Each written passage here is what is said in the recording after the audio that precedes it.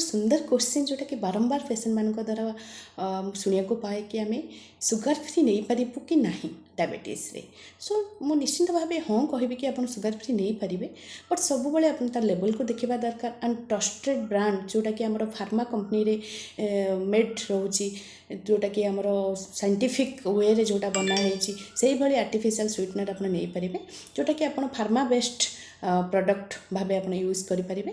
किंतु मार्केट रे जो सुगर फ्री प्रोडक्ट हो, फडीज हो, बिवरेज हो, कि आपणकर जेकोसी प्रकार केक हो कि पेस्ट्री हो, कि आपणकर रसगोला हो, कि विभिन्न प्रकार स्वीट डिशेस से जो प्रकार आर्टिफिशियल स्वीटनर ऐड करटा किसी भी ट्रस्टेड नुहे। आम आखिरी देखी ना आम ता लेवल को आम रीड करना, तो आम से ट्रस्ट आने कथा नुहे कि यहाँ completely sugar free and proper amount रे एथिरे ऐड होइछि। सुगर फ्री को मध्य आम मिनिमल यूज करिपरिबा, बट आम ताको गोटे अधिका क्वांटिटी एट ए टाइम गोटे प्रोडक्ट रे यूज करके नवा द्वारा शरीर निश्चित भाव यह क्षति पहुँचाई थाए।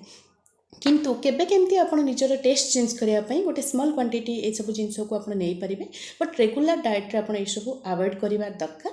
एंड ता सहित जदि आप कौन से होममेड खाद्य टिके स्वीटनेस आने चाहूँगी ताले दिन को थरे दी थर मैक्सिमम 3 थर आप सुगर फ्री यूज करेंगे। जमी आप नॉर्मल टी नौ कि कौन सरबत टाइप नौ, लेमन वाटर नौ कि किसी स्वीट डिशेस नाक आप मन कर जोटा कि फार्मा बेस्ड रोचे से भाया स्वीटनर आप यूज करेंगे।